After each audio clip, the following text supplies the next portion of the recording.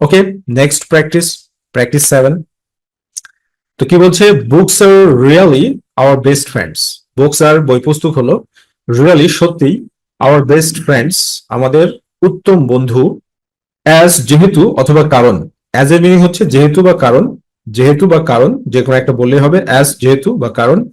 We can rely আমরা নির্ভর করতে পারি দ্যাম। তো রিলাই অন, ডিপেন্ড অন এগুলো হচ্ছে অ্যাপ্রোপ্রিয়েট প্রিপোজিশন। রিলাই অন বা ডিপেন্ড অন এগুলো কি appropriate preposition. We can rely on them আমরা তাদের উপরে নির্ভর করতে পারি। হোয়েন যখন, উই আর বোর্ড আমরা বিরক্ত হই, আপসেট কষ্টে থাকি, ডিপ্রেসড থাকি ডিপ্রেসড নিরানন্দিত থাকি, লোনলি একাকী থাকি, অর অ্যানোয়েড অথবা বিরক্তিকর কোনো অবস্থানে থাকি। দে শেয়ার তারা ভাগ করে নেয়, আস তার মানে কি শেয়ার উইথ মানে ভাগ করে নেওয়া, কারোর সাথে কিছু ভাগ করে নেওয়া। দে শেয়ার উইথ আস তারা আমাদের সাথে ভাগ করে নেয়, তারা বলতে বই পুস্তক। শেয়ার উইথ আস তারা আমাদের সাথে ভাগ করে নেয় ইনফরমেশন এন্ড নলেজ তথ্য এবং জ্ঞান, হোয়েনেভার যখনই, উই নিড আমাদের প্রয়োজন হয়। দে অ্যানেবল আস তারা আমাদেরকে সক্ষম করে। অ্যানেবল দেখো, এইবল এইটার হচ্ছে ভার্ব হচ্ছে অ্যানেবল। ওকে, এইবলের ভার্ব কি অ্যানেবল। সো দে অ্যানেবল আস তারা আমাদেরকে যোগ্য করে তোলে। To have a glimpse, to have a glimpse এক ঝলক তাকাতে। টু হ্যাভ এ গ্লিমস এক ঝলক তাকাতে, glimpse of appropriate preposition. Okay, glimpse of cultures সংস্কৃতির দিকে এক ঝলক তাকাতে, গ্লিমস অফ কালচার্স সংস্কৃতির দিকে। ট্র্যাডিশনস ঐতিহ্যের দিকে, আর্টস শিল্পের দিকে, হিস্ট্রি ইতিহাসের দিকে, জিওগ্রাফি ভূগোলের দিকে, হেলথ স্বাস্থ্যের দিকে, সাইকোলজি মনোবিজ্ঞানের, অ্যান্ড মেনি আদার সাবজেক্টস এবং আরো অন্যান্য বিষয়ের, অ্যান্ড অ্যাসপেক্টস অফ লাইফ এবং জীবনের ক্ষেত্রসমূহের।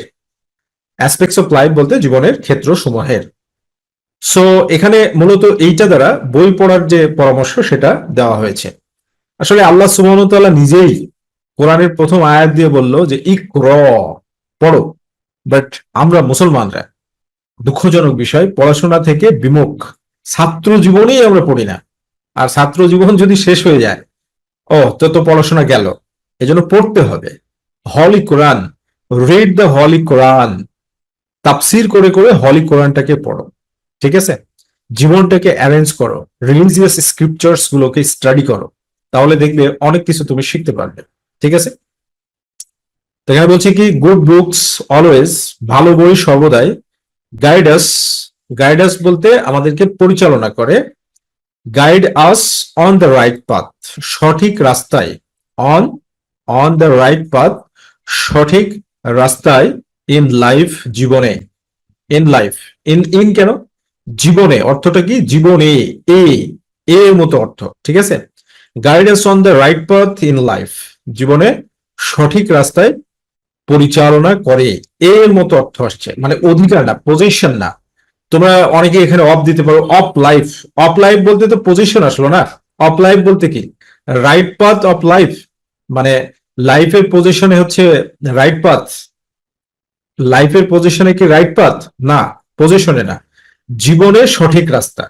ঠিক আছে, যেমন তুমি যদি বলো the pen of, the pen, the pen, the pen of, the pen of Karim, করিমের কলম। তাহলে এখানে করিমের কলমটা দ্বারা কি বোঝানো হচ্ছে, কলমটা করিমের দখলে, পজিশন, পজিটিভ কেসের গঠন। ঠিক আছে, পজিটিভ কেস দুই ভাবে গঠিত হয়, একটা হচ্ছে নাউন, নাউনের সাথে তোমার হচ্ছে অ্যাপোস্ট্রফি এস, এরপরে হচ্ছে প্লাস নাউন, এটা একটা ফরম্যাট। আর আরেকটা ফরম্যাট কি, আরেকটা ফরম্যাট হচ্ছে নাউন, যে নাউনটা পজিশনে থাকবে, তারপর হচ্ছে অফ, তারপরে হচ্ছে আবার নাউন। ঠিক আছে, তো এইখানে তুমি যদি অফ দাও, যে অফ লাইফ দিলে হবে না, কারণ কি, রাইট পাথটা জীবনের পজিশনে নাই, জীবনের দখলে নাই, জীবনের সঠিক রাস্তা, জীবনের সঠিক রাস্তা। ওকে, কথাটা হচ্ছে এরকম, জীবনে সঠিক রাস্তায় পরিচালনা করে। রিডিং গুড বুকস ভালো বই পড়া, হেল্পস আস আমাদেরকে সাহায্য করে, আন্ডারস্ট্যান্ড বুঝতে। দেখো এখানে আরো একটা ইনফরমেশন বুঝে নাও, যে হেল্পের পরে যখন কোনো ভার্ব বসে তখন সেই ভার্বটার বেস ফর্ম ব্যবহার করতে হয়। এবং যখন হেল্পের পরে ভার্ব বসে সেটা বেস ফর্ম ব্যবহার করলেই সেটা ইনফিনিটিভ ভার্বের কাজ করে। ইনফিনিটিভ ভার্বের গঠন হচ্ছে 2+V1। ওকে, 2+V1 মানে ভার্ব 1 মানে 2 এর সাথে ভার্বের বেস ফর্ম। তো হেল্পের সাথে যখনই হেল্পের পরে ভার্ব বসবে তখন সেটা কি করতে হবে, প্রেজেন্ট ফর্ম বা বেস ফর্ম বা V1 ব্যবহার করতে হবে। তাহলে হেল্প আস আমাদেরকে সাহায্য করে আন্ডারস্ট্যান্ড বুঝতে, দ্য ওয়ার্ল্ড পৃথিবীকে, আস আমাদের, বেটার ভালোভাবে।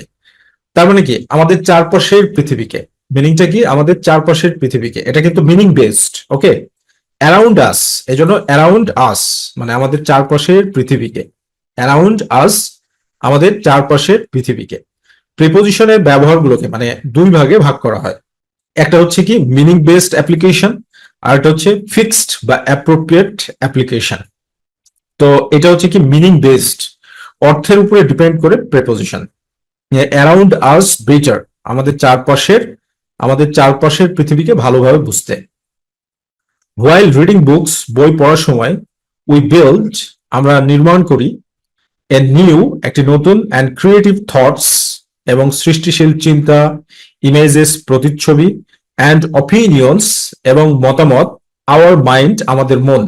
তাহলে কোথায়, আমাদের মনে, অবস্থানকে বোঝাচ্ছে।